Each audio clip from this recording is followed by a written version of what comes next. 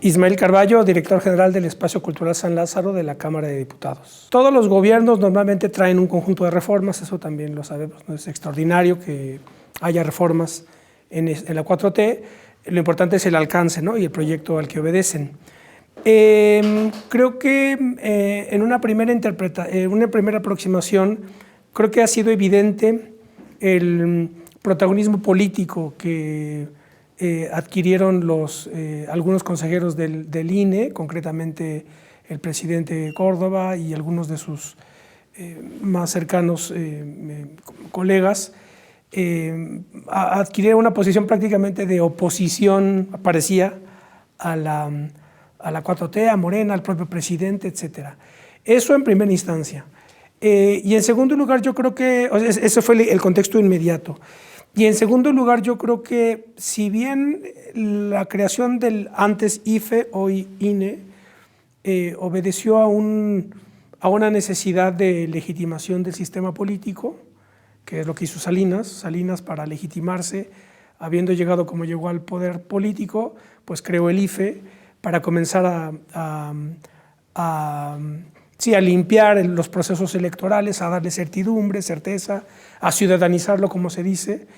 Entonces, de ese origen a la actualidad, creo que ha habido una descomposición, bueno, no sé si descomposición, pero una acumulación de burocracia, un crecimiento desmedido que necesitaba un ajuste.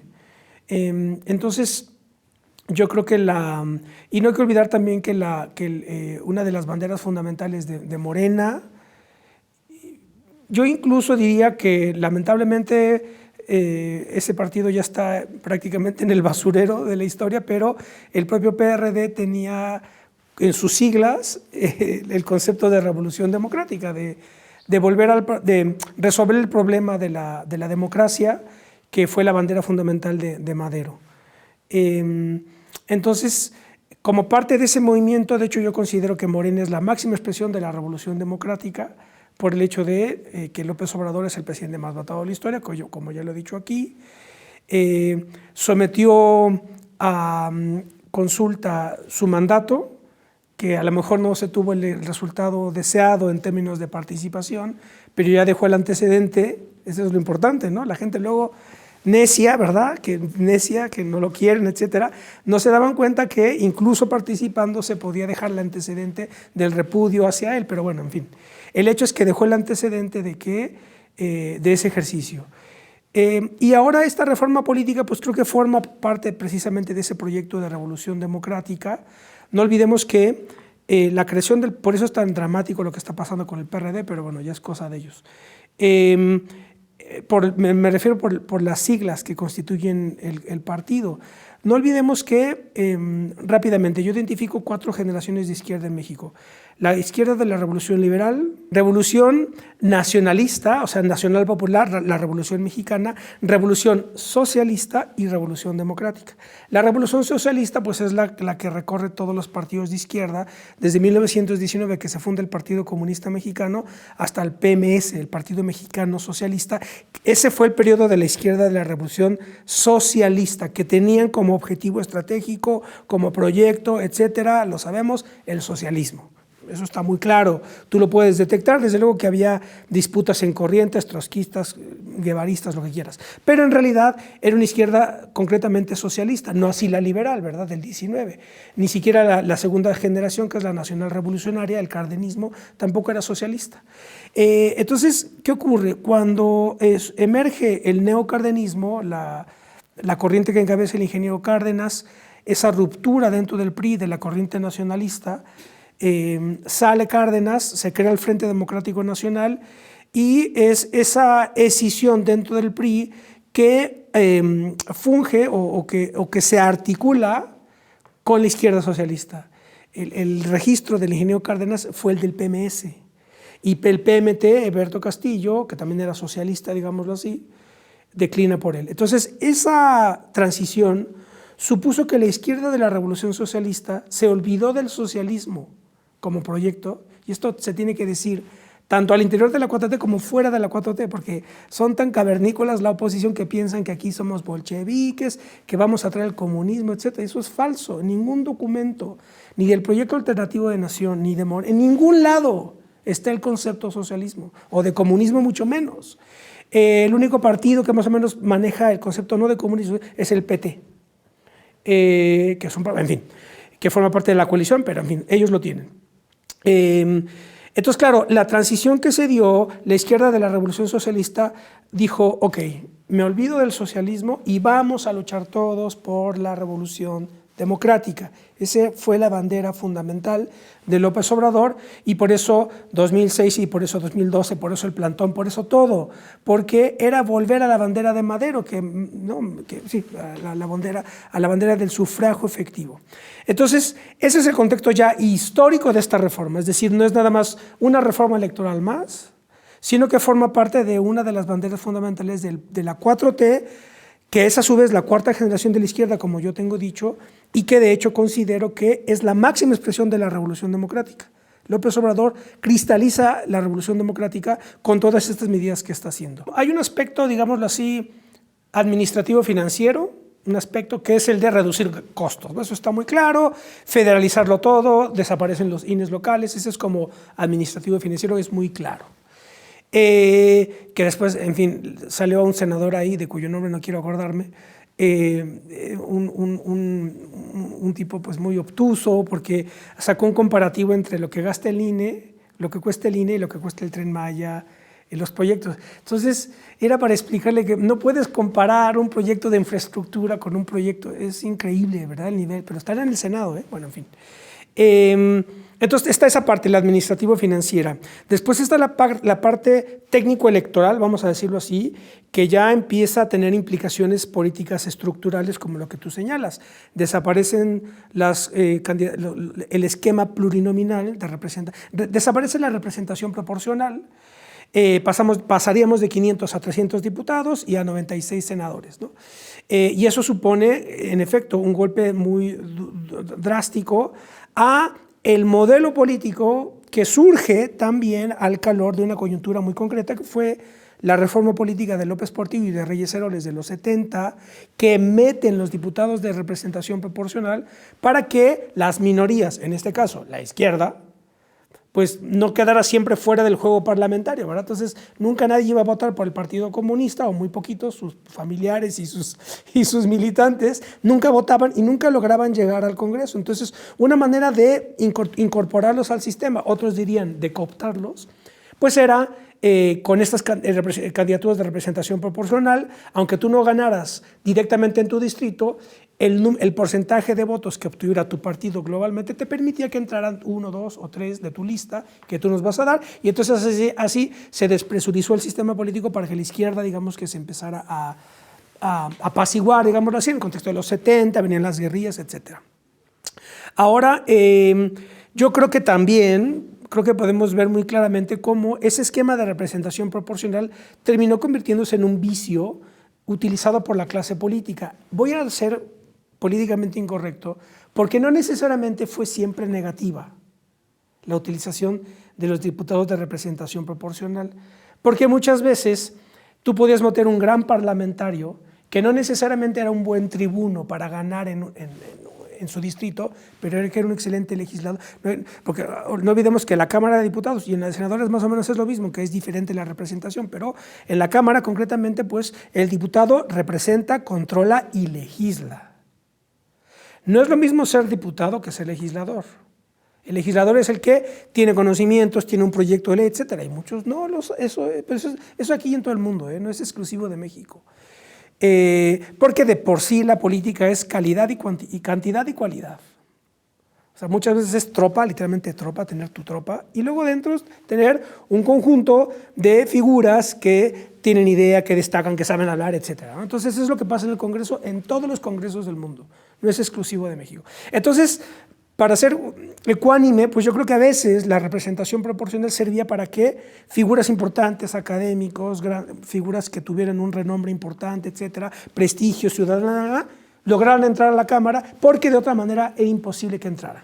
Pero bueno, yo creo que eso era lo más minoritario y en realidad se convirtió en un vicio de los partidos políticos para que la propia clase política se siguiera reproduciendo.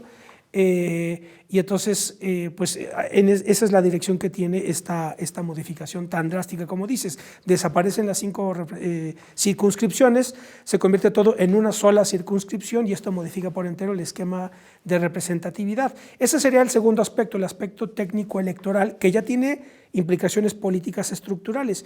Y hay un tercer, está el administrativo, el técnico y la parte política. Es un poco lo que comencé diciendo al principio. El INE en esta gestión terminó teniendo un carácter de opositores al sistema verdaderamente bochornoso, y eso se tiene que acabar. Y además hay otra cuestión también delicada, estructural, quizá un poco compleja de explicar, a ver si lo logro explicar bien, pero que tiene que ver con el hecho de que, y esto tiene mucha profundidad histórica, tiene que ver con el hecho de que con la técnica, con los expertos, tú resuelves los problemas. Y esto es lo que está detrás de toda esta idea de los llamados órganos autónomos, ¿no? El INE es uno de ellos, la Comisión de Derechos Humanos es otra, la Comisión Reguladora de Energía es otra, etc. Estos órganos supragubernamentales o supraseccionales, ¿sí?, en donde llegan expertos, se supone, ¿verdad? Y entonces, claro, ahí en eso del experto está la trampa, porque después resulta ser que consiste en ciudadanos de clases altas, que estudiaron fuera, que están formados en otra ideología, que son cosmopolitas, etc. Y después ingresan a estos órganos reguladores, órganos autónomos, como en este caso el INE o el IFE antes, y empiezan a reproducirse entre ellos, a moverse entre los puestos, etcétera. Se les dan sueldos altísimos para que supuestamente pues, no tengan ninguna tentación de tipo político, etcétera, pero al final nos damos cuenta que ese esquema de órganos autónomos es una suerte de gobierno de segundo piso que está controlado por élites que obedecen a intereses no necesariamente nacionales, populares o democráticos, y que manejan las agendas de las empresas del ramo que corresponda. A lo mejor los derechos humanos es la que todo el mundo queremos, etcétera, ¿verdad? Yo creo que un poco fue la jugada. Yo creo que esta es una de las claves del neoliberalismo. Los órganos autónomos es la clave, una de las claves, es el esqueleto invisible del neoliberalismo, porque pues tú creas algunas comisiones para atender reclamos de la izquierda y dice, bueno, que ahí tienen su comisión de derechos humanos. Ahora, autónomo, ahora regulación de energía, telecomunicaciones, lo fundamental, lo estratégico, también vamos a generar órganos autónomos para tener ahí nuestros expertos que no estén politizados, etcétera. Claro, todos ellos responden a agendas internacionales, a las empresas transnacionales, etcétera, que protegen al mercado, ¿verdad?, o a los sectores estratégicos para que no tengan ninguna injerencia del gobierno, de suerte que los gobiernos se convierten en ventanillas ahí para tramitar pasaportes ¿verdad?, y costones totalmente menores. Ese es el asunto.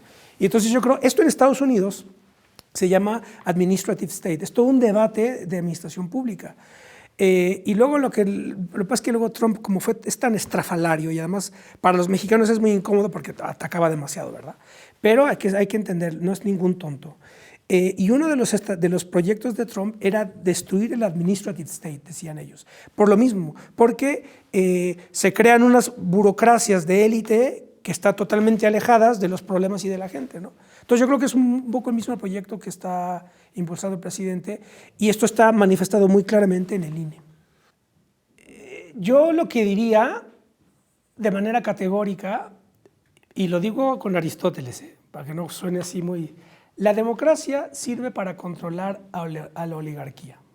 Esa es la cuestión. Porque normalmente se habla, los del INE todo el tiempo están, no, la democracia está en riesgo, estamos por la democracia. Entonces, incluso para ser justos, también aquí en la 4T se dio de que lo que buscamos es una verdadera democracia, una democracia sana. Claro, es que no olvidemos que el esquema de Aristóteles, ¿verdad?, que es el canónico, no es el único que habló de esto, pero bueno, es el que canonizó el esquema.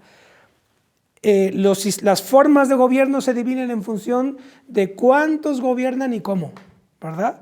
Uno, algunos y todos, y bien o mal. Si lo hacen bien es porque gobiernan a favor del bien general y si lo hacen mal es porque le hacen a favor del bien particular. Si gobierna uno, bien, monarquía, si lo hace mal, tiranía, aristocracia, oligarquía, demagogia, democracia. Es el esquema clásico de Aristóteles. Pero lo que dice es que los sistemas democráticos lo que hacen es tener controladas a las oligarquías. Entonces no olvidemos nunca eso. Ese pensamiento dialéctico, que el pensamiento dialéctico es aquel que te permite comprender que una posición se explica cuando sabes a qué está enfrentándose. Entonces, dicho eso, este proceso de democratización y de porque además la democratización supone politizar la ciudadanía. Los politólogos pedantes del ITAM dirían construir ciudadanía, ¿verdad? Que no soporto ese término, cursi y ridículo, ¿verdad? Pedantesco. Construir ciudadanía, bueno, en fin, eso dicen ellos, pero es politizar al pueblo, ese es el asunto. Entonces, yo creo que como resultado va a tener y esto yo lo verifiqué en Venezuela, yo fui observador electoral en Venezuela en 2012, 80% de nivel de votación, 80%. Esto supone, para bien o para mal, que los que querían, en ese todavía vivía Chávez, los que querían que se quedara lo querían de verdad, y los que querían que se fuera lo querían de verdad, y todos fueron a participar. 80% es altísimo ese nivel de participación.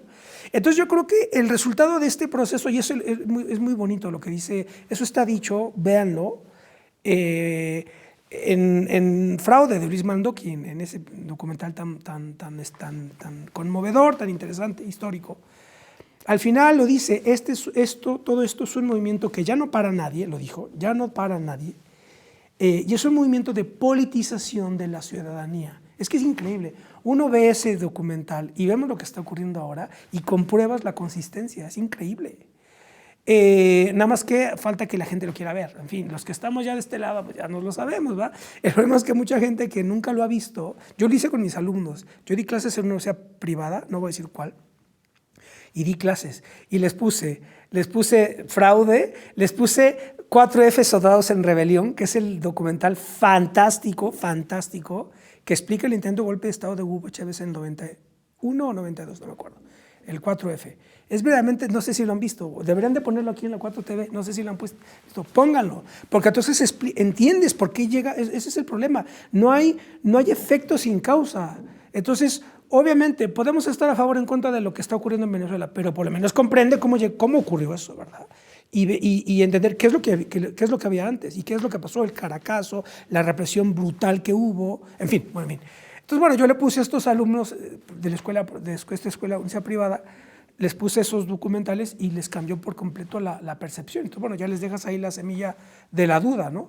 Entonces, bueno, en fin, el hecho es que tú ves ese documental y ves lo que está ocurriendo ahora y ves totalmente la consistencia. Entonces, aquí hay un resultado de politización de la ciudadanía, tanto a favor como en contra, y eso beneficia a la nación, porque la sociedad se vuelve más exigente, más informada.